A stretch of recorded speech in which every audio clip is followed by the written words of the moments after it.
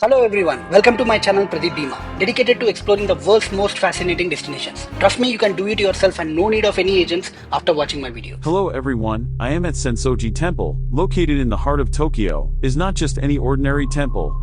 As we make our way through the temple grounds, the first thing that catches our eye is the iconic Kaminarimon gate. This gate is more than just a beautiful entrance, it's a symbol of good luck and prosperity. The giant lantern and the two giant statues of Fujin and Raijin, the gods of wind and thunder, are impressive and awe-inspiring. As we walk through the gate, we enter Nakamise Dori, a historic shopping street filled with traditional snacks and souvenirs. The street is lined with over 50 shops, each one offering a unique glimpse into Japan's rich cultural heritage. The smells, the sounds, and the sights all come together to create an unforgettable experience.